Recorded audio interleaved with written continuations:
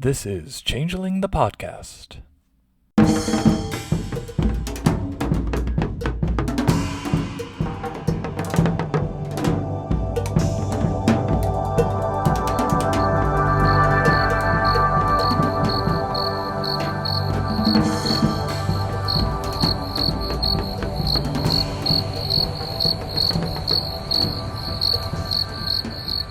Welcome to Nobilis the Podcast. Come for the zoo, stay for the actuals. I'm your host, Josh, and with us is your host, Pooka. Say hi, Pooka.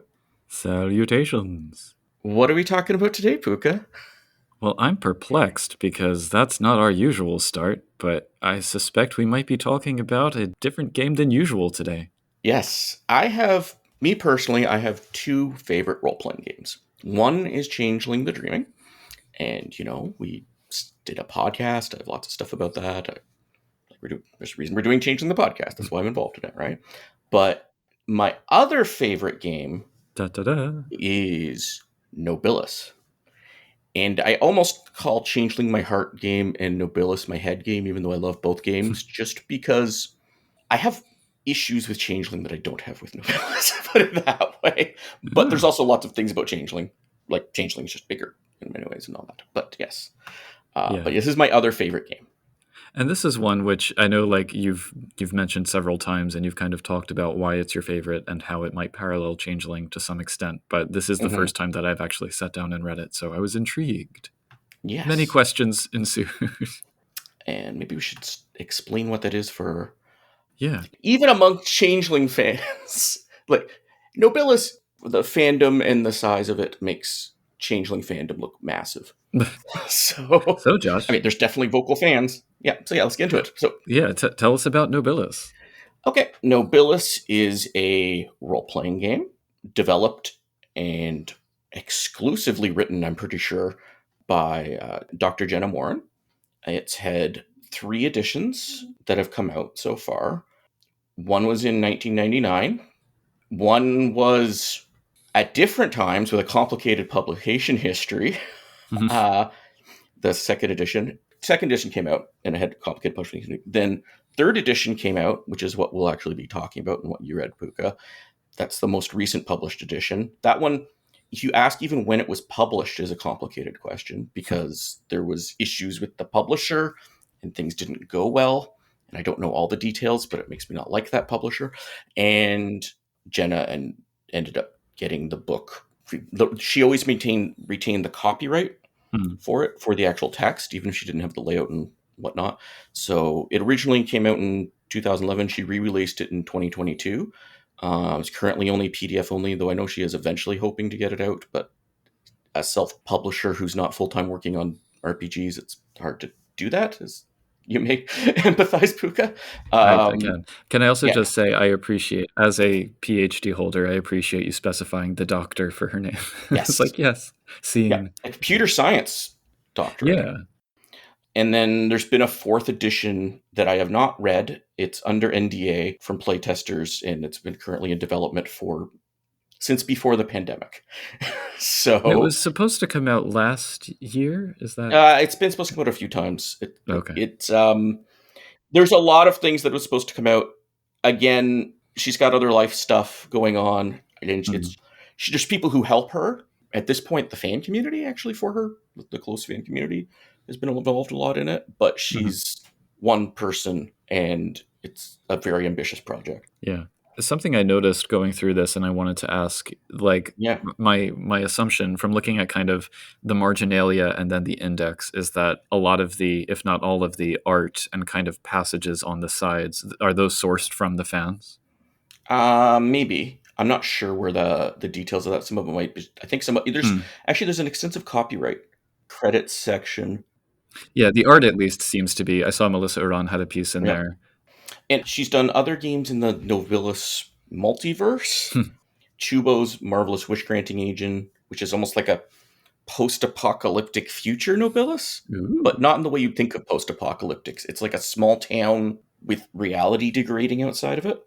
And then the game Glitch, which actually has gotten when it came out, got a lot of fanfare. And that one's specifically about one group of antagonists, but They're kind of like you're in like an AA meeting, AA group for people not wanting to destroy reality. Antagonists Anonymous. Yeah. And yeah, there's a few other supplements, but a lot of things are out of print at this point because previous publishers' issues. So I'm just thinking of like that meeting, like, you know, some shapeless mass sitting in a chair like, "Hi, I'm Clortharg, that which gnaws at the foundations of reality." And everyone else is like, "Hi, Clortharg." And maybe we could, there's things in Glitch that also be changeling adjustments, so maybe one day we could, probably another season, we could look into that too if you want. But yeah, that's sort of the basic overview of the publication history. And Jenna Moran, just as a connection, has written for, is it Exalted, Yes. Sidarials, Fairfolk, and... Yeah, she basically, in Exalted, did some pretty core stuff. Like, she was one of two people developing the Fairfolk, and a lot of that was from her. She developed basically how demons work in that game, and she was one of the two core people for the game system in 2nd edition. But I don't think she's worked on Exalted since then. She hasn't done nearly as much. Because with my limited Exalted knowledge, I certainly had strong Sidarials and Fairfolk vibes from this book. Oh, yes, so. Yes, yeah. She did create the Sidarials too, yes. Nice. So that's, or at least the systems for them in 1E, which have echoed through as well. Yeah, a recurring theme in the questions I'll be asking is how do play this actually? And thinking about it, I mean, so I did play in a Sidarials game over lockdown, and I think that's probably the closest parallel from what I've experienced myself. So yeah. So yeah, actually, one thing I want to say is how to read this book. And when she says stuff, like when the rules say something, that's actually the rules. That sounds very silly, right, to say that. But I don't know how else to explain it. There's so many times when people read it and they misinterpret it. They're trying to like read between the lines a lot on the system to try to figure stuff out. And it's like, no. If the rules say that, she meant the rules say that, and it'll work pretty well if do what the rules say. So that's why, like, just if any of our listeners ends up getting the book or already has the book and wants to run a game of it, like I think keep that in mind. I'm not saying you can't house rule or anything like that, but like if the rules say something, that actually means what the rules are supposed to do in a way that isn't quite as literal in a lot of role-playing games, I find. I wonder if part of that is like because the tabletop role-playing genre that people are used to is that rules are presented in this kind of third-person omniscient format, and these aren't. Yeah. Although the previous edition had that problem too, and that was also third person. Anyway. I'd hardly call it a problem, just a choice. No, the problem of interpretation that's run into. But there's things like the other book, the previous printing version of this edition had completely different art, completely different layout, and had lots of little tooltips everywhere and little pictures of like chibi Jenna Moran, like giving tooltips. That was great, but a lot of people didn't like the art in that one. But anyway. But yeah, let's get into the overview. The thing that people bring up most when they talk about nobilis usually is it's a diceless RPG.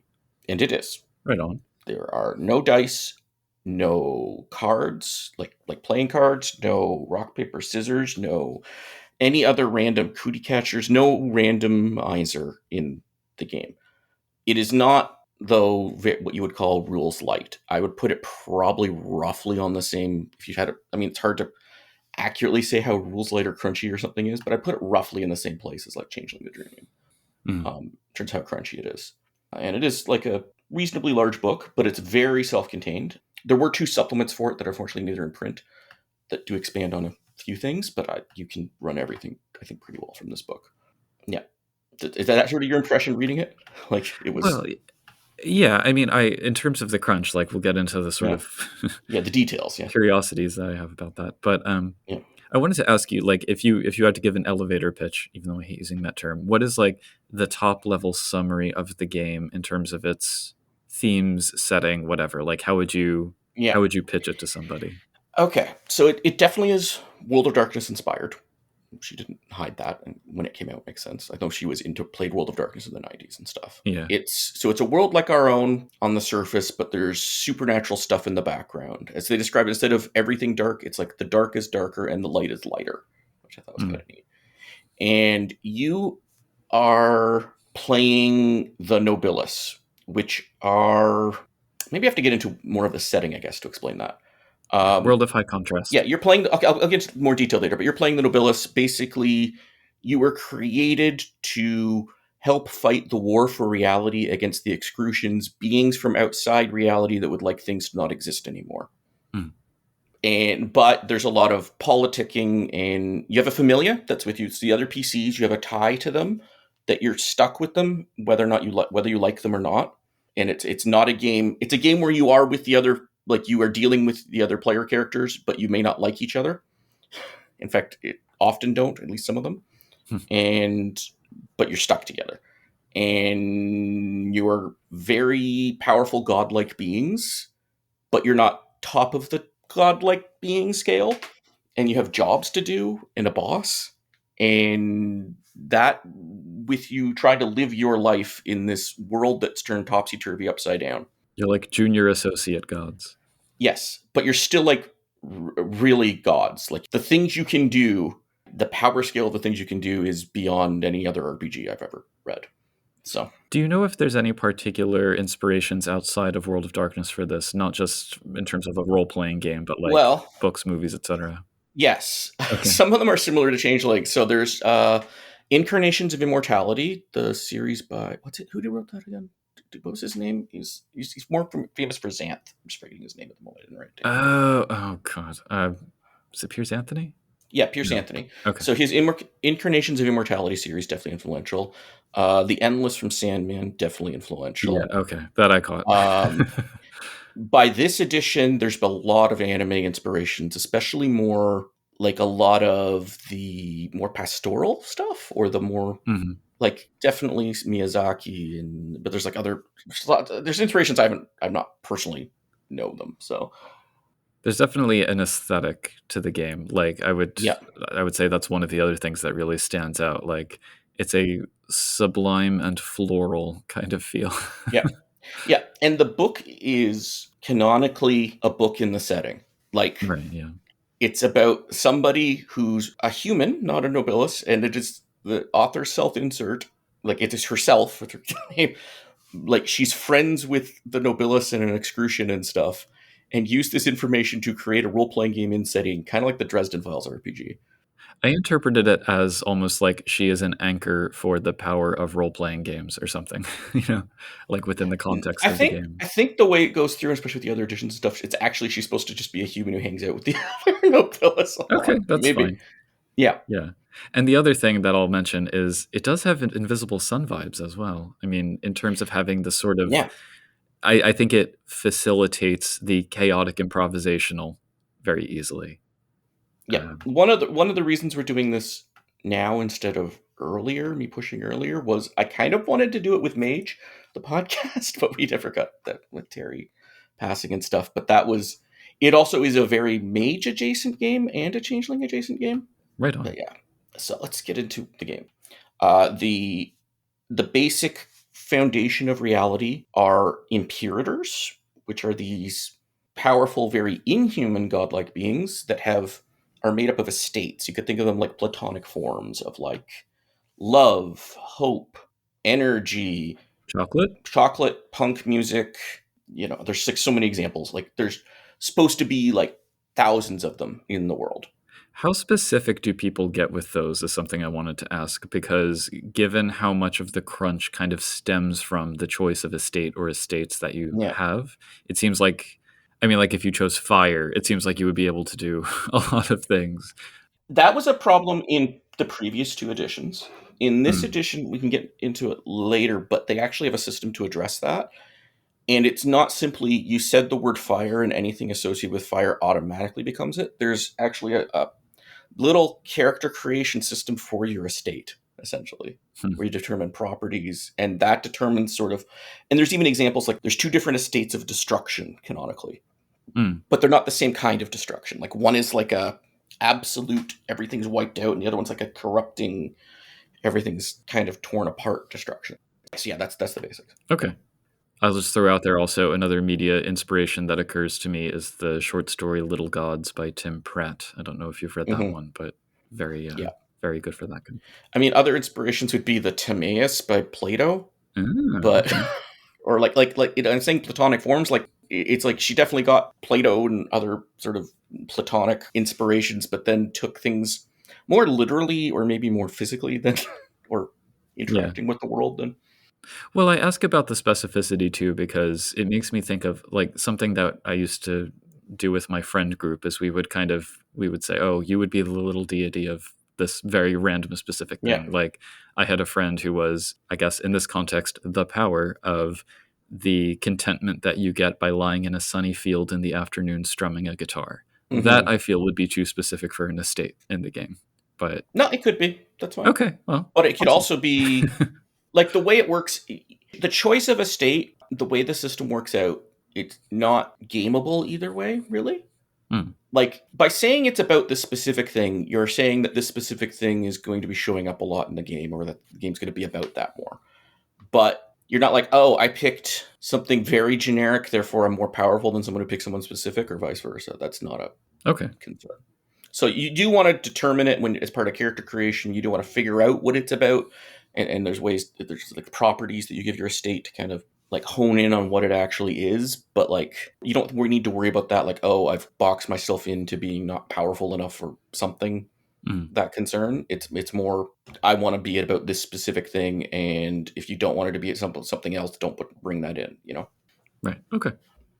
So there's the estates. The Imperators sort of were part of the creation of reality. There's like a whole deliberately unreliable narrator history with some creator being called Snef, which has disappeared for a long time. And anyway, but there was outside of reality and in some ways before reality, although this was also time was created when creation was created. So it's hard to say before, is the not, which is things that are not, they don't exist. They're not. And the not's full of things that don't exist. And when creation was created, those things, some of them got very annoyed and have started attacking reality. I'm glad to know that non-existence can still get annoyed. Yes.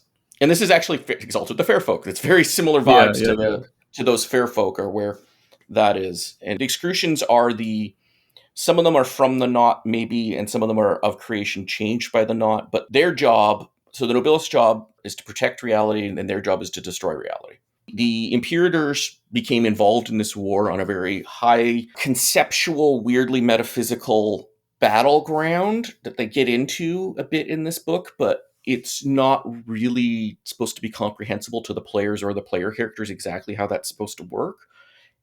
And then those Imperators have like pieces of reality, those Platonic forms, and they basically, to help protect things here on Earth and sort of guard this front and guard their forms and physical bodies and things like that, they took one of their estates and jammed it into usually a human, but doesn't have to be. They could jam it into a lot of things, but typically it's humans, at least here on Earth. And you became one of the nobilis, basically a god tasked to protect your aspect of reality by a very alien being that's hard to understand. And the game sort of focused around the war, although there's not necessarily like what you think of as a war game with tanks and shooting or even stabbing. It can be very conceptual even there. Like if you're the power of justice, say certain things going on in the world right now might make you trying to protect it from being corrupted. And the excrucians basically trying to, there's different ways they can attack reality. They do it usually by attacking estates, and often they do that by corrupting, inverting, making the estate basically self-contradictory. And if they can succeed, the estate might not exist anymore. And reality gets a little bit smaller and a little bit sadder, really. Yeah. Well, and the sort of cosmology of the game too, I found really interesting because it seems like, I mean, obviously there's the existent versus the non-existent is like a central conflict, but then you have heaven, you have hell, you have the dark world, the light world, the city. I'm trying to remember them all. Yeah. The broader cosmology is you have the world tree, which has branches, and on those branches are almost like fruits, and each fruit is a world. And how many fruits there are, it's finite, but a lot, right? And it doesn't really say. And then in the world tree, like you have the trunk, which is covered with Aaron's serpents, which are like several 100-mile long giant snakes that are actually the most chill and peaceful and nice of the imperator types, moving along the trunk and the branches. And then the roots go deep into like the fires of hell, where the former angels have gone down there and become corrupted. You say corrupted, but Yeah, and they are corrupted. changed. But the take on hell is really interesting in this book. Yeah, the one thing that the book does, which I like also from a World of Darkness and Changeling perspective, is no side is entirely good and no side's entirely bad of the factions. So, like, heaven, you could say it's good and hell is bad, and that wouldn't even really be wrong, but heaven is an impossible standard. The angels there are all about, like, basically you have to be perfectly good. It's like Good Place vibes. And they say, like there's reincarnation, people die and often are reincarnated. And it's said, like, 1 in a billion people ever, after all their lives, ever get into heaven because most people are just not good enough for it. Meanwhile, hell, it's definitely corrupt, and they're definitely going to hurt you and torture you, but they also don't judge you, and they kind of get you, and they'll like they'll physically hurt you, and they will point out horrible things you did, but they won't judge you for it. Right. There's also the light and the dark. So they have like there's certain Christian elements, but there's no God. So there was Adam and Eve originally, and possibly Lilith. yes, and they ate the fruit and spit it out, and that formed the light and the dark.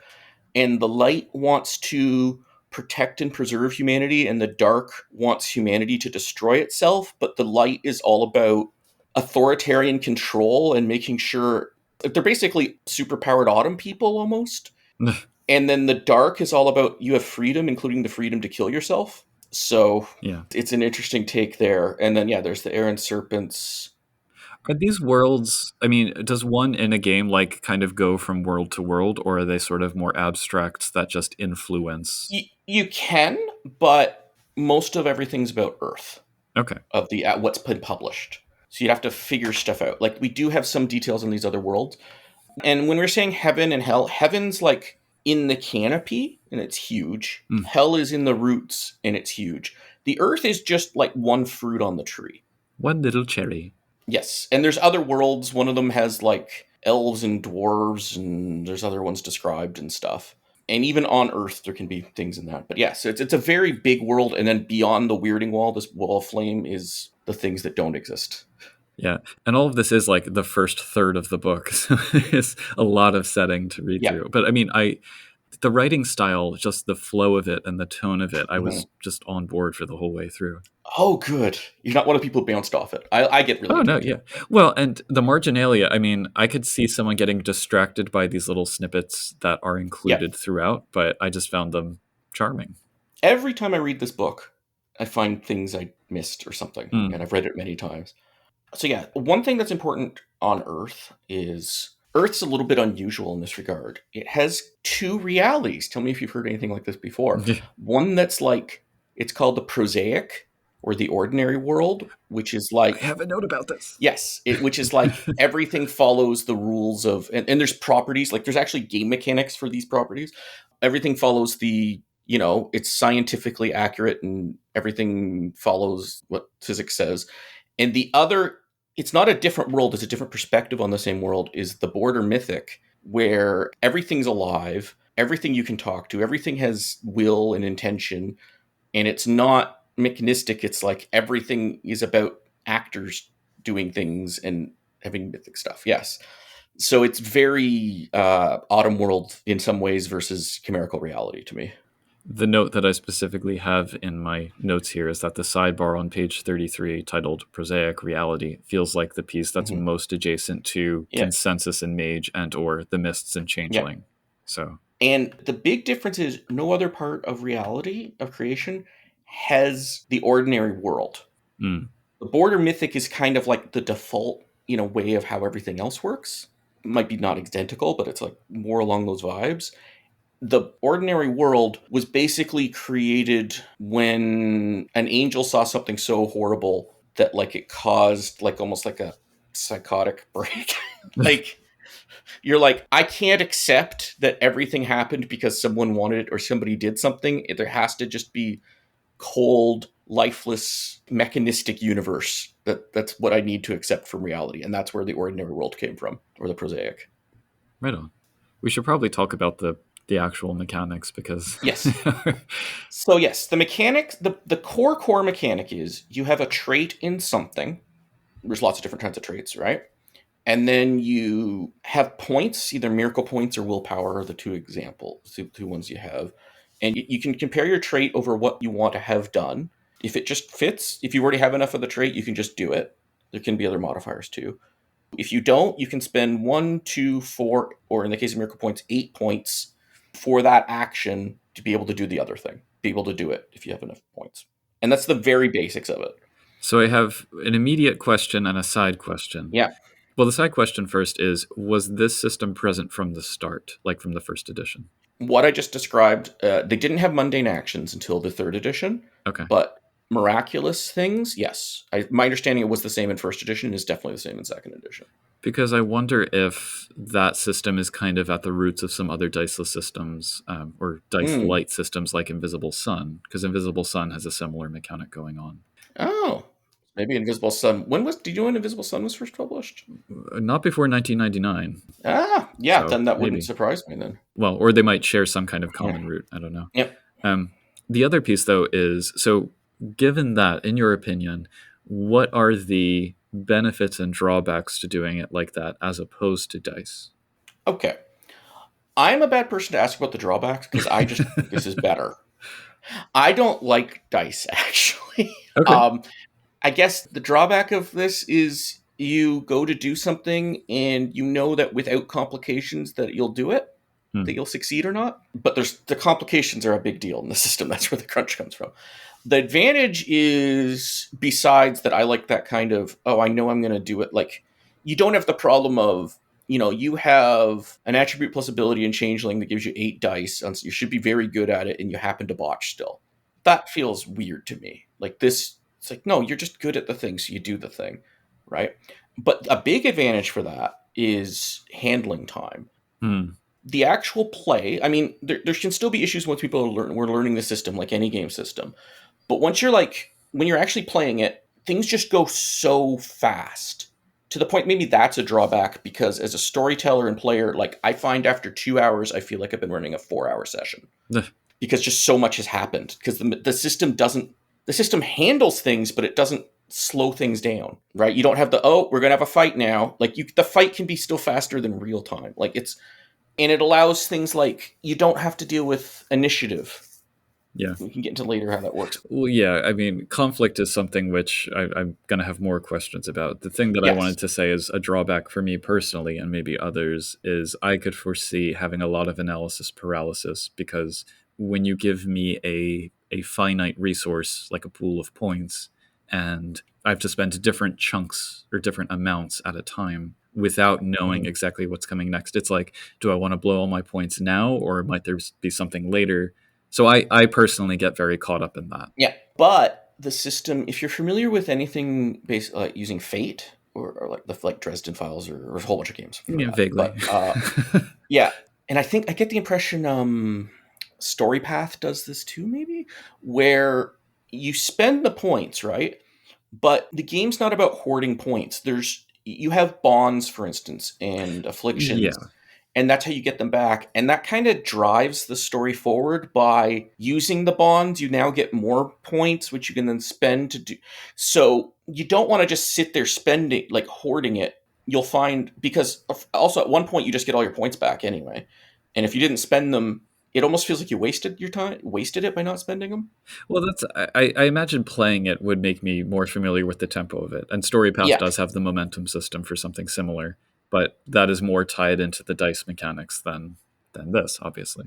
Yeah, I mean, Fate also uses dice mechanics. But the basic idea is, yes, you spend the points on it. Spending 8 points, though, also hurts you, like damages you. So that one you only really pull out if you're desperate. Well, and you say damage, and yet damage seems like a floating concept. Yes. It's bad to be damaged. So, all right, I had the notion of maybe the exercise of me going through and trying to create a character, but that would be like an entire episode. So Yeah. maybe talk us through the Yeah. process. So first of all, character creation. One complaint I have with this book is the organization is a little bit Yes. and the previous printing of it also, like, it actually got a little bit better in this one. At least the table of contents is better, but there's something that says it's character creation, but it's actually a life path system where you come up with your character's concept. Yeah. Which I think is good to do. Like, when I'm running Nobilis, I don't say it's mandatory, but it's highly recommended. But if somebody's like, especially if they're used to previous editions that didn't have that and they have their character concept really set in mind, okay, fine, you don't need to do this. But I would recommend most people do it because it's a point-wise system for the actual character sheet. And if you don't have a character concept in mind, that gets rough with analysis paralysis because there's just so many things you can do. It's not guiding you through, like, first pick your attributes and then whatever. It's not like that in Changeling. It's just like, not spend your points. So the basic character creation is you do the life path system recommended, or at least you have a firm concept. You then make your mundane traits, which has passions and skills. Skills are kind of abilities in Changeling terms, and passions are more like things you care about, but mechanically they work the same. And they're all pretty much free form, right? You just kind of define. Yeah. And you don't worry too much about this. Like, previous editions didn't even have this mundane system at all. And I've heard people complaining like this isn't really necessary. It can be helpful, but it's what you do when you don't bring in your godlike powers. How you do things. It's like, oh, I'm choosing to do this because I just don't feel like bringing in my godlike powers, or I'm really tied up doing other things with godlike powers. It's not. It's more about flavor and, neat scenes and stuff, as opposed to worrying too much about that. You're never going to be like, oh, I desperately needed to have my investigation was only 3 and it should have been 4, or I didn't take it in. Oh man, I didn't take anything in guitar playing and now we need to do guitar playing. Don't worry about that. Like, it's just sort of showing who your character was before. And then you develop your properties for your estates. That's your little character creation for the estate part. And then you have the 4 attributes. And these are the core of your supernatural power. Everything. Yeah. So the first attribute is aspect, which covers everything the attribute plus ability system covers in Changeling. At low levels, it actually boosts what you have in your passion skills, and at higher levels, it just completely trumps it. And at very high levels, you can like literally shoot the moon or stuff a mountain into your pocket and things like that. Domain, which is the sort of straightforward application of your estate. So if it's the estate of fire, this is how you set things on fire or warm things or shoot fire around or make little cats out of fire that follow you around and go meow. Aww. Yeah. Or like set fire to the world or put out fires or whatever, right? And persona, which is this is really tying into the properties for your estate. This is where it really matters how you've defined your estate. So if fire is passionate and wild, this is about manipulating how other things are passionate or wild. But if fire is comforting, then this is how you interact with things being comforting. Does that make sense? Like, you can make things more comforting or less comforting, or change what comforting means. Yeah, I mean, to the extent that when I was kind of going through these attributes, I was trying to think of sort of ways that they relate to the. I guess persona struck me as being a more associative, and domain struck me as being more expressive. I don't know if those are the adjectives I want, but like, along those lines. I think of domain as more direct and persona as more metaphorical. Yeah. I could see that. But you can also have different estates. So like, it gets kind of weird when, like, if your domain is fire, that's pretty persona. What domain means pretty straightforward. If your domain is trust, I mean, there's still a straightforward application of trust and the indirect application of trust, but trust itself is kind of abstract. So that can get interesting. Yeah. To the credit of the book, there is a pretty solid character creation example. It is the only solid example in the book. Yeah. It did help kind of conceptualize a lot of these. And for each of the attributes, there are those kind of sample tables of like what you can do with each. Yeah. And also, the important thing to mention about these attributes yours goes to 0 to 5, and miracles, which are the things you do with them, go from 0 to 9. So that means if you take no points in it, though, you can, in theory, do everything up to the highest level effect. And if you put 1 dot in your attribute, you can do the 9 in the effect, in theory. It's going to cost you, but you can do it. So it's more about what do you regularly do than what you could ever do, I guess is to put it. So one thing that I was a little bit tripped up by are the attributes used for mundane actions as well? No. So okay. I didn't think so, but I wasn't the attributes can be like, okay. So when you're doing your mundane system, right? You spend willpower potentially. Like you have the base trait, and you can spend willpower to increase it, right? Mm-hmm. What your effect is. Aspect 0 also, you can just use that miracle with even at that level to give yourself, instead of spending willpower, you get like +2 or something to any skill or passion, including ones you don't have. And then you can, as you're spending more aspect up to aspect 2 or 3, I can't remember, it adds that. And then beyond that, it's simply you just do better than any passion or skill could do. Okay. That's what I'm saying. Passion and skill, you don't want to be like, you never min-max that or trying to like figure out exactly what you want to do from that. That's not, it's more about how you express who your character is and who they were beforehand. It's like, oh, I was a surgeon. Well, you should probably have some stuff about being a surgeon and a doctor. It's like, I really liked helping people at a food bank. Okay, that should probably be it. You know what I mean? Or like, I write role-playing games. I think there actually is like the author herself writes up passions and skills. I think she had writing 3 and dance -1 or something. Yeah, you're allowed to put things at -1. You get no extra points for it. It actually makes you worse at it. But that's just, you can just, if you want, if you choose, you don't have to. You can choose to put things at -1 if you want. Yeah. Just to express you're really bad at this. But as a nobilis, one of the nobilis, you're still very good at it, actually, if you want to be. And then the fourth one, this one I actually had trouble understanding from this book. It does explain it, but it doesn't. They made a whole other book that for some reason reads to me like Book of Freeholds. It's called Book of Treasure. But anyway, but I managed to get it when it was still in print and stuff. And it's all about more about how the treasure attribute works. The treasure attribute, she describes it's your regalia. So it covers special items that are important to you, but also people. Not people at your level, but like you're one of the nobilis. Like this could be your family or your kids or your butler. Or like if you're doing Batman, pretty much everybody in his life is could fall under this. And it's your ability to take control of and get them to help you and get them to do things for you and stuff like that. And you can empower them to. So you could imbue like a regular stick and make it into like basically another Caliburn kind of thing, potentially with treasure. And it's all based around your bonds, which are, we'll get into in a bit, but yeah. Almost like the iconicity attribute. Yeah. So bonds are things important to you and that you care about. You are better at doing miracles and mundane actions if it's in sort of service of your bond. And if your bond is at a detriment to you, you can choose to have it be a problem and then you get miracle points for it. It's kind of like flaws in Chronicles of Darkness a little bit, or like aspects in Fate, right? So, and bonds are under the control of the player, right? Chooses what the bond does. Afflictions are under the control of the GM.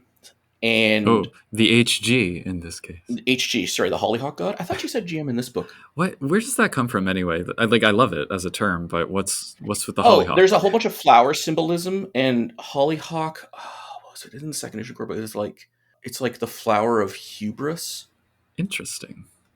But yeah, afflictions are little miracles that work on their own, but they're under control of the GM or HG or whatever. And they're not part of your action. You don't take an action to do them. They could help or hinder you. So it could be that you could actually do immortality as an aspect, but that could also be bad for you.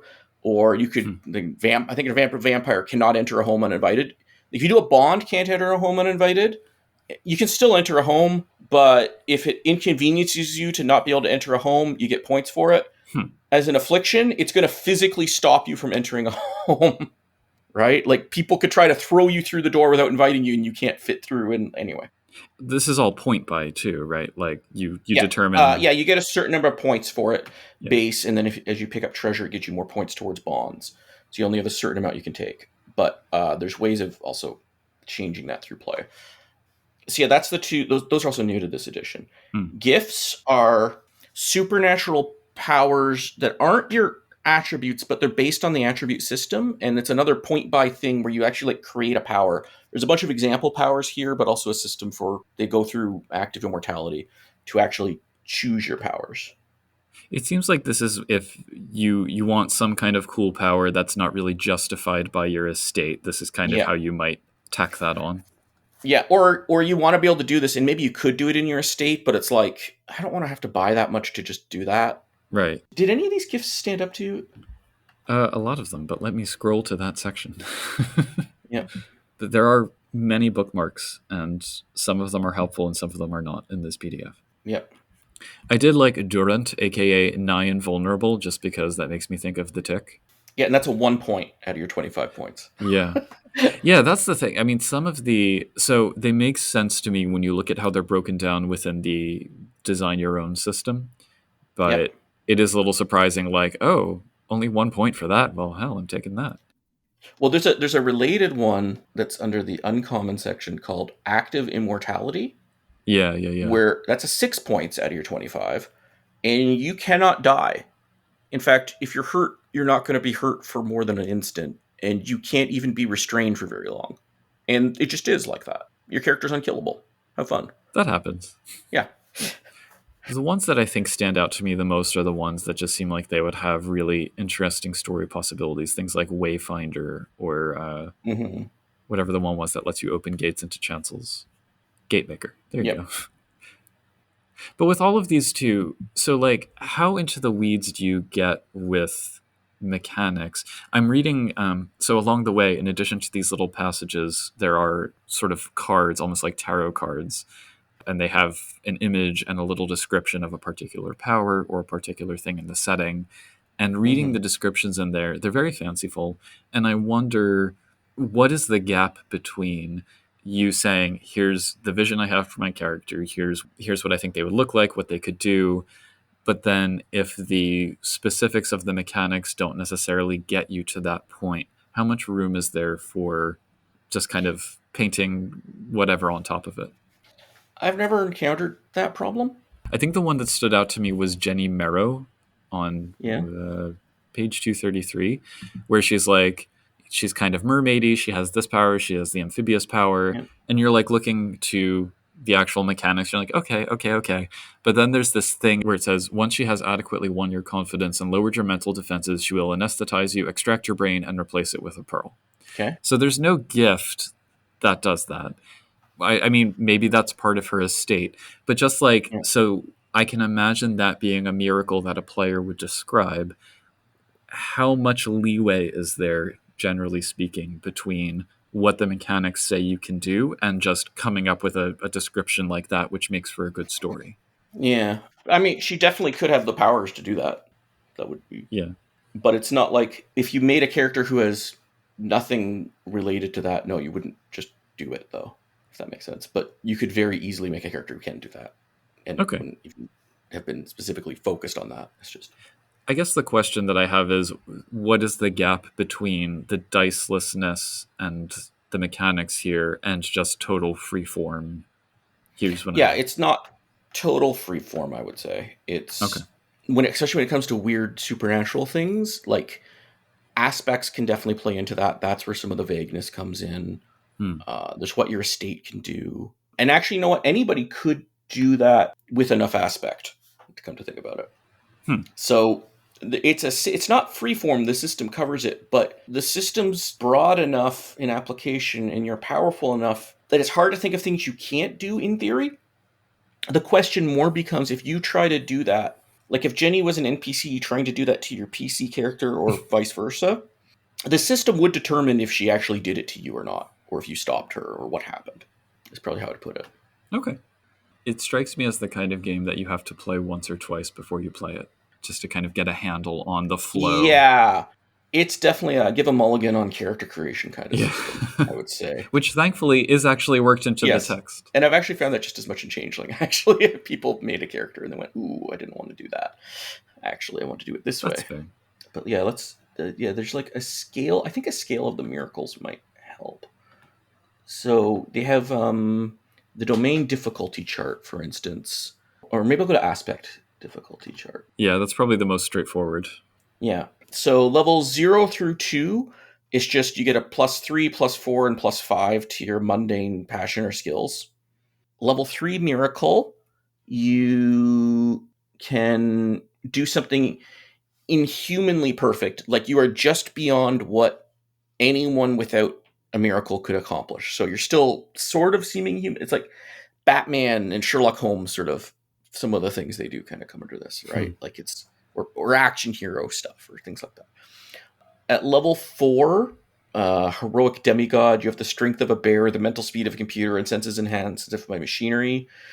You know, completely beyond what even humans could do. Level 5, it says legendary mastery. You can run on top of grass or balance on a thread. You can leap 30, 40, 50 yards if you have to and land perfectly. Your mind works the same way, whatever. Level 6, you become casually unstoppable. You can pick up as much weight as you needed to. 1,000,000-ton weight, that's fine. Your casual running speed's 100 to 200 kilometers per hour. But if you realize you have to outrace a laser before it actually hits, you might just pull it off, like that kind of thing.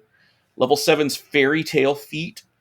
You can do crazy things, drink a small lake, blow down a house, surf on sound waves, but you can't affect stuff that's more than a mile to your way. You can't keep the miracle going from whatever. So you can't, yeah, you won't be able to hold it, whatever. Level 8 is world-shattering skill. Your effects aren't local anymore. You can shoot down a star with your gun, pick up Mount Rushmore and stuff in your shirt, or figure out how to do a coast. You can talk casually with someone on the other side of the world without anyone in between overhearing. That's the highest level that anyone with aspect 0 could in theory do as a miracle. And then level 9 is mastered technique, where this is a little bit different from the other ones. You can create a level 8 miracle that now lets you do it for the rest of the story even without sustaining. So, and the other miracles are on the same sort of power scale. Yeah. There's also these imperial miracles, which now I can't remember where they are, but we can get into them once we get into the project system, actually. That's easier to explain then. Uh-huh. But yeah, that's things Imperators can do, and also Treasure 9 allows you to do through your thing that you have treasure with. And they also have little rights at one point. These are just... Yeah, oh, I loved those. Yep. Those were great. Yeah. It's like little stuff that hiding your effect or being able to text someone back to you. One of them's like lets you be able to speak fluent, flawless Russian at all, like any language. And then there's like little tuning things on all these, right? Guising, you can fit yourself. It's like the Pisky birthright on steroids. You just fit into whatever place you're in. Yeah. Although you always, without another gift or power, you will always seem more. People will still notice you with some sort of hard to pick quality, but you won't be like obviously weird if you don't want to be. You'll have a strange feeling about you, but you'll look normal. And yeah, there's other rights too, but we don't need to get into all that. The next, maybe I was thinking the damage system. Damage in quotes. Yeah, wounds. So this is beyond just, it definitely covers everything that you would think a damage system covers. But it is something is being done to your character, including your character concept, and you don't want it to happen. So one example to give is you are turned into a cat. And you could be like, oh, someone shapeshifts you into a cat. And you're like, oh, okay, meow, I don't care. No damage. But the other person's like, no, you're a cat. That means you can't do miracles. You can't do everything. You're like, oh, no, I don't want it to be that. So then you compare, there's different wounds you can take to basically change what that means instead and take it as bonds and afflictions that you decide what those are temporarily until the wounds heal. It's kind of, the math of it gets confusing. We could get into more if we were doing a full Nobilis, Let's Learn Nobilis podcast, get into it. But you have 7 wound levels, and in a way it's actually more effective than even that. And like each miracle only takes 1 wound level to deal with, if that. And it gives you temporary bonds and afflictions that you get to pick. So like in theory, that instead of a damage spiral, it's like a reverse damage spiral, because you just actually get more powerful until you do that. Because you can use the wounds to regain points, right? Yeah. And once you've taken the lowest level wounds, like things that could be stopped with low level wounds you're just immune to them now. I almost felt like it might be more helpful to think of them as constraints rather than wounds. Like they're not things that you necessarily choose, but they don't necessarily harm you directly. Yeah. Although the player still chooses them. For As long as bonds. they make a certain amount of sense. Yeah, for bonds. No, they choose what they are. Yeah, they choose what the I afflictions see. are. Yeah, okay. I get you. Okay. Yeah. Yeah. So it could be your head's chopped off, and you're like, okay, well, I'm going to take a wound for that, and I have a bond now that I carry my head around, like headless horseman style. It has to fit it. It could also be that your neck is made of titanium, and it just can't be cut now. That could also be it, right? And yeah, you get 7 of those. There's different scales of them. Mortals, like regular mortals, are supposed to have 1. Really tough mortals get 2. So, and of the low level only. So, yeah, and it even includes may defend normally against damage, secrets, and lies. To know if you're being investigated, to know if someone's spreading rumors about you, all the wound system also applies. It's just, who wants to be mortal, really? Yeah. Well, you're not playing mortals in this game. The next bit is miraculous conflict. I'm going to need some explanation here. Yeah. So it covers conflict. It covers what you would typically call combat, but also anything where 2 characters are doing things that contradict each other.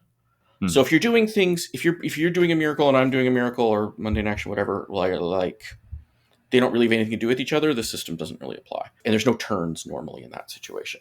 But if like we'll go basic violence, right? You're punching me and I'm gonna like block and punch you back or something, right? And you give a certain miracle level based on how you're doing things like aspect 2 or something. Or maybe I'm blocking it with a fire whip with some gift or something, or my domain, and my fire whip will hurt you instead, and you won't be able to hit me. And then I do it, and we do all the math with the bonds and the spending points and stuff, and mine comes out to 3. Miracle level 3, yours is miracle level 2, means I win. And then at that point, we could say, okay, that's what happens. Or you could say, no, I think I'm actually better. I'm going to do better than that. Whatever points you've spent have been spent at this point, but you can choose to spend more points on your aspect to punch me harder. Like maybe you spent 1 point before, and now you're going to spend 4 points. So maybe it'd be like level 5, and my whip's 3, right? Yeah. And I might be like, oh, that's fine. I guess I'm going to go with that. Or maybe I go higher, and you can continue. Other people can jump in at any point. The important thing is you determine what happens based on the miracle level and the description of them and certain things like strike and stuff. And the auctoritas. Yes. Yeah, there's all sorts of ways you can modify that. But ultimately, you're comparing some numbers against each other, right? And whoever has the bigger number wins. But if you don't like that result with the smaller number, you can then just do something, either the same thing with more power or something else instead. You get to do backsies, but you have to...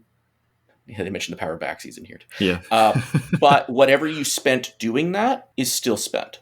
One of the things in here that I appreciated is that a lot of this is presented in the context of like the sort of action economy and what they call the flurry of action. I thought was it's a useful concept, but also just the advice, particularly for the storyteller or the Hollyhock God, but also for players. The advice around managing that I thought was a really useful thing for any kind of free-for-all combat in any game. And I love this system. And this is something that I've tried. I can't think of any way to do anything that would work like this with dice or spending things. Because you would just say, well, I didn't like how my roll went. I'm going to roll again. That's not the same as... But what it means is you can just go along describing what your character does. If it's something that they could do without spending any points, it's quite straightforward. If you needed to, you'd be like, oh, I want to jump to the moon. I have to spend some points to do that, right? You spend the points, whatever. And you don't worry about, okay, whose turn is it? As long as people can still conversationally get a word in edgewise. You don't want to make it so like, you said you did 30 things and someone else wanted to jump in and they couldn't yet. But as long as you do basic conversational flow, it's fine. But the moment you want the system, you can sort of bring in the system and get it as fine-grained as needed for that specific time, but you don't have to make it fine-grained, even if there's 2 people fighting or something. It could be without this, because it just didn't turn out that way, or it does, right? So, all that being said, I really wish that this had appeared earlier in the book. Yeah. Pointing back to those organizational kind of hang-ups. Yeah. I do think the book's poorly organized, but at the same time, I'm like, how would I organize it? There's a lot of...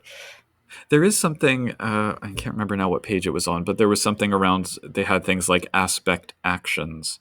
And just to kind of make sure I grok this correctly, would it be something like you might use a miracle or miracle points, an aspect. Or, no, hang on. This would be a domain miracle to make like a sword of fire. You would sustain that to keep it in existence. Yes. And then the aspect action would be to use it perfectly as you would a mundane sword. Right. I forgot to explain an important thing.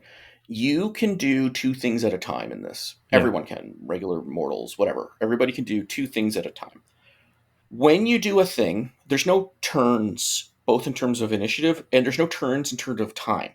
You do a thing, and you just keep doing that thing for as long as it makes sense for you to do that thing and you want to do that thing. So, like, you do a miracle to create the thing on fire. You've spent the points.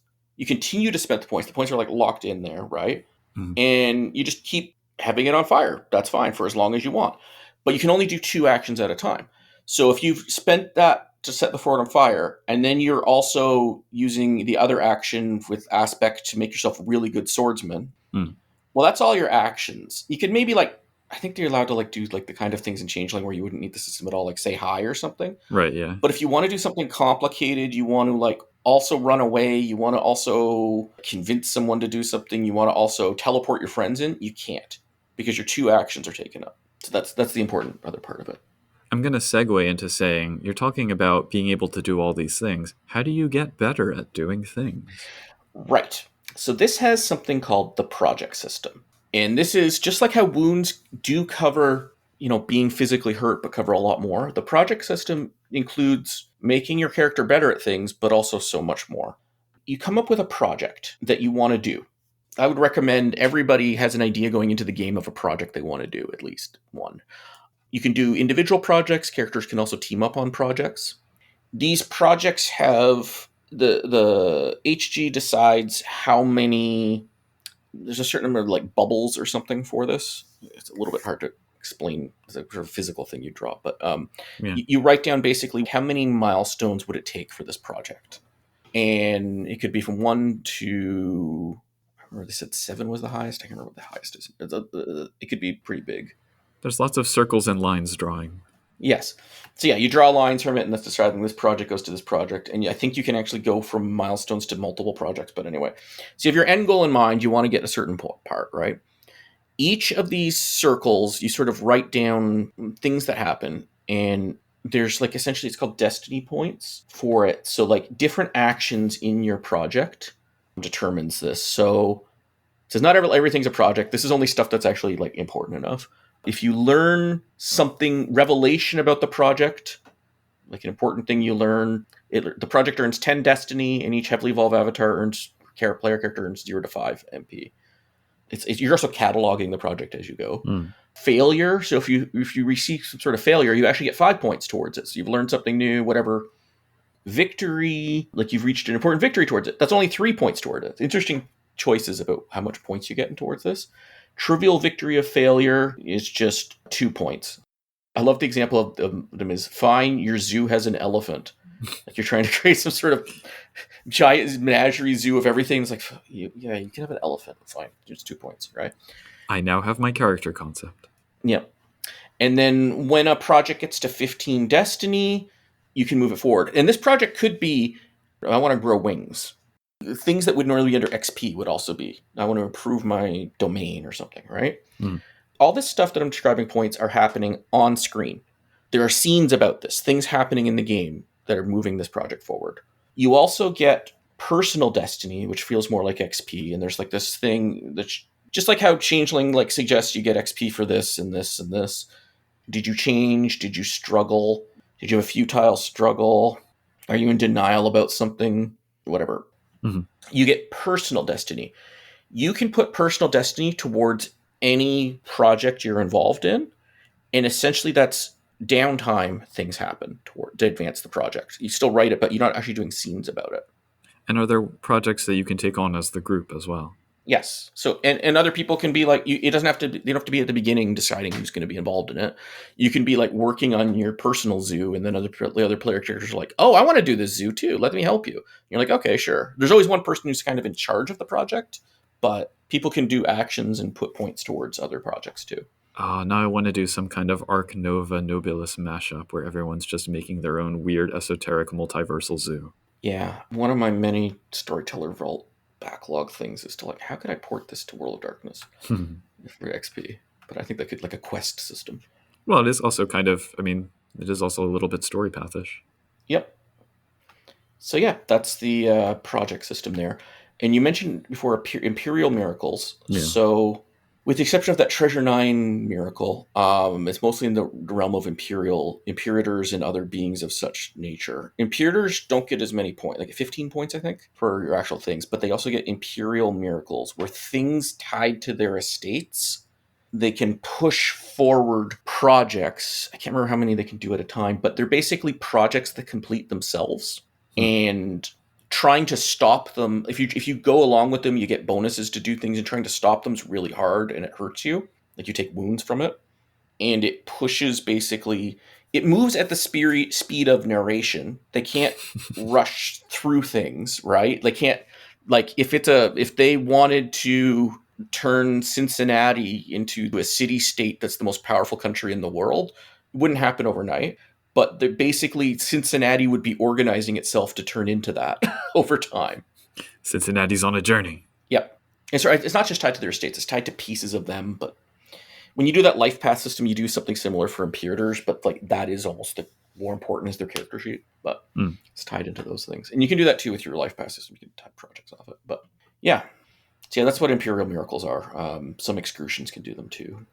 So it's quite an extensive system, but yes, talking through it helps me grok it a little bit better, I'd say. It's very broad in what it accomplishes, like including a system for plots. That's sort of what the projects are. Plot line, character-directed plot lines. It's hard to think of something that doesn't fall under it, and because of the way the attributes work, every player character has some level of ability to interact with it.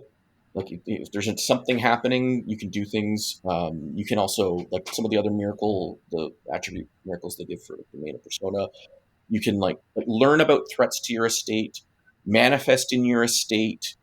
Like, oh, you're the power of fire, and there's a candle in the room in some other scene. You can now be just like seeing through the candle, and maybe the candle starts talking, or using treasure, and like one of your people happens to be there somewhere else while so you can do a lot of like scenes together that players are there, even if the characters are sort of not there. Yeah. So yeah, that's overview of Nobilis itself. Yeah. This is a Changeling podcast. Well, so before talking about the parallels, I mean, I understand why you love this game. Well, maybe not why you love it, but I understand that it is a lovable game. So yeah, I'm into the aesthetic of it. I'm into the philosophy of it. I'm into the esoterica and whimsy of it. I do feel like the mechanics need at least 2 read-throughs, but having an extremely capable person running it and extremely flexible players who are willing to go along for the ride probably smooths it out. What I really wish this book had was just more concrete examples. Yes. And also, I was a little bit surprised that there wasn't like a storytelling chapter. Like, here's how to actually run this game from the perspective of the Hollyhock God. So the second edition core book had that. I don't know why this book didn't. See, that frustrates me. I think there was page limitations or something. I don't know. At the very least, there seems to be, as you said, the enthusiastic fandom around the game. Hopefully, I assume people kind of support each other and give each other advice. So I'm curious to see how they would fill in the gaps. And yeah, there are online resources too. Like I can't remember where it is, but there's like one page that just has like tons of example characters. Nice. Most of them are even made correctly, like as in following the points. And there's like weird. Somebody like played as the player character like a restaurant chain. Well, I was going to ask that. Like, can you play a shopping cart? Can you play? Yes. So that's actually the thing when I said, it's like maybe you don't need to do it the avatar creation section. There's a little sidebar thing. I came across a piece of art that had like a shopping cart with a face, and I was like, can I make that my character? Yeah, that's an example from. One of the sidebars. Some powers come from lives that are just plain weird. They aren't humans. They weren't animals. They weren't even aliens. There were things like fictional or imaginary characters, clouds of nanomachines, clouds of dirt, or passages from a song. There were Arumbas, anthills, or nameless principles, spirits of liberty, or a $5 bill, bacteria. Anyway, lots of things. The color blue, all that stuff, right? And that's separate from what you're the power of. Right, yeah. So you could be, I am playing the color blue, who's the power of Steve. who's this guy Steve. You could do that. You can make really weird things. You don't have to. But it would also be interesting if you were playing like a hyper-intelligent shade of blue who was the power of sadness or of beauty. Yeah. Because like those things that are associated with it. Yeah. And they also don't have to be in anywhere. Well, yeah, you could also be the power of chocolate and be a hyper-intelligent shade of blue. And in fact, part of this avatar creation, which is like the life path character concept thing, it actually takes into account how much things are aligned or misaligned in your character concept. It's fine to do either, but it does different things. So then, back to the changeling piece. Connections for changeling. Yeah. So is there any that jumped out to you first? Well, several. I mean, I think for my part, the ones that I noted were the Imperator Excrucian conflict obviously has Tuatha Fomorian echoes. The different worlds are great inspirations for dreaming realms. Mm-hmm. Miracles, or more specifically, the advice around running miracles in a game as the Hollyhock God. I thought of those as a possible structure for unleashings. Maybe not directly ported into Changeling, but just kind of reading through that section made me feel more confident about how I would handle unleashings in a game. That was useful. What I don't think that it would necessarily model well is like the mortal fey dichotomy that Changeling the Dreaming leans on. Oh, yeah, no. But the game doesn't have to inform Changeling. I mean, just looking for parallels, those are kind of the ones that stand out. Mm-hmm. I see parallels with Exalted too, obviously. Yeah, and Mage and Invisible Sun, it sounds like. Yeah. So yeah, like if you really need a powerful godlike entity, this and the World of Darkness system are more meshable than you might think. But the stuff you bring in from here, even the low-level NPC stuff that's way below the powerful nobilis, is like going to be very powerful in a game, in a Changeling game. Yeah. And it kind of raised the question for me. So for the Excrucians in particular, it does actually give little sidebars where it says, here's how many points they get for the various things. So you could actually make like a character sheet for, in the Changeling context, a Fomorian. Yeah. But it made me wonder, in the context of Nobilis, how often does the game kind of escalate to that cosmic conflict level? Like, do you confront Excrucians head on frequently? You can. The weird thing that happens in every Nobilis game I've ever heard of that's lasted more than a session is somebody ends up at least kind of dating an Excrucian. Oh, no. Well, according to this, one of them helped write the book, so... Yeah. Like, there's different types of Excrucians. We didn't really get into that. One of them's the Deceivers. They're great for Nobilis games as, like, the frenemy. Excellent frenemies. And also, they make good White Court Fomorians in a Changeling game. Yeah, oh. Well, and the what was it? The War Mains seemed like Red Court. Yep. Green Court, I'm not quite sure how it... Well, actually, there's in the Deceiver book, they have more about them, but... So Green Court, I would almost say, are more like... Actuals? Yeah, like kind of an actual Excrucian mashup. Yeah. Something like that. Actuals are... We didn't get into those. Those are things that happen... Like, there's consequences for things. Like, if you do a miracle in front of regular people, there's something that might happen where they basically perceive the mythic nature of reality, and the problem is they get stuck perceiving it. So that'd be an interesting Changeling thing where it's like, okay, you do a weird effect, and for some reason the mists don't really work on this mortal. Instead, they basically become permanently enchanted. Yeah. Which sounds great, but like not only enchanted, unable to perceive the autumn world and as anything but through that enchanted lens, that could go really bad for them. Yeah, more of a curse than a blessing. Yeah. Another thing that can be interesting inspiration is we didn't get into the whole like laws. So there's different laws here that Lord Entropy, who's like running the war on Earth, created, and they're actually very inconvenient for the player characters. One of it is you're not allowed to love. Yeah. Another is you can never accept a mortal, like a regular person, as ahead of you, like accept their orders or accept them as in charge of you, or else you're breaking the law. And there's other laws, like you can't do more than 7-fold harm back on someone else from what they inflicted on you. But an interesting thing it can do there is these are deliberately unfair, unjust laws that are not enforced by the dreaming or whatever. And the whole point of why this was added to the game, I think, why these are in the game, I think, is it makes conflict more interesting and more interesting things to happen when you're dealing with like this unfair system. that could definitely, if you wanted to go over a different take from how Concordia has been presented, like, no, the Shi are actually doing weird alien Shi stuff for rules, and you're like, what do you mean I'm not allowed to toast my bread? And if somebody finds out I toasted my bread, I could get in trouble. Or something more serious than that, right? Like, you are not allowed to be in love with anyone. You'll get in trouble if you do, if you're found out convicted of loving. There's also a little bit of almost, I don't know if I want to call it Dark Ages Fae parallel, but the idea that there are oaths and laws and secrets that you're not even aware of that you break and suffer the consequences. Like, I don't remember if that's actually spelled out anywhere in here, but I could see that certainly becoming part of the narrative. Mm-hmm.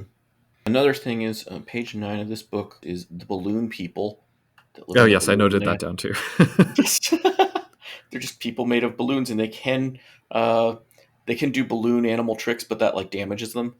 Yeah, well, because they're twisting themselves. This is just a dream. This is just a realm in the dreaming, right? Like a place you could go, and like the description there. There's a whole bunch of these little realms, and you could just drop any of these, like you said, into the dreaming. Chancels, I didn't even get to those. Those are almost like freeholds plus, like very big potentially and very powerful. I almost thought of them more like private dream realms. Yeah. But they also have, there's a freehold feel to them. The player characters design them together. Yeah, that's true. And they're supposed to be the actual bodies of the Imperators. Imperators are weird because they have multiple bodies at once. I like the description of Ananda. He's one of the 4 on the council in the war who just sounds very Tuatha to me. Terrifying beauty. And like Suralim, I said, is the mists. And I had something about, I feel like Suralim is the one we're supposed to like. Yeah. Yeah, she can help get rid of that Dimension Animus thing by basically doing the mist, like making Immortal forget about it. And I don't know, there's stuff about fate that's interesting with them. So there's a concept called Dharma, which is like, the fate of things, right? Nobilis, they still have a fate, but they can just choose not to follow it. It's no big deal for them. But like mortals, they're sort of tied to fate. There's also that one, is it HaKadosh Baraka, who's like, just has like a big full page image and like no information. Yeah. I didn't know what I was supposed to do with that. Yeah. It is definitely a setting which gives you the sense that there's a lot more than you're allowed to see in this. Yep. Even. Yeah. And but also like you can go to it too. Like you could just add more things. And there's a lot of hints. So this book vaguely mentions Fairyland. That other book, Glitch, which is basically the AA group for strategists who aren't really strategists anymore, but they're like, that whole book gets into really what strategists are all about. And it's a big chunky core book that uses a different descendant core system, like in the way that Storypath descends from like 1E World of Darkness. But it talks more about Fairyland and what fairies are in that book. It's basically like places where the weirding wall is thin, where like reality and the difference is not as strong. Groovy. Well, I feel more informed, having heard this game mentioned many a time. Yeah. So can people go and find this and purchase it, download it, something? Yes.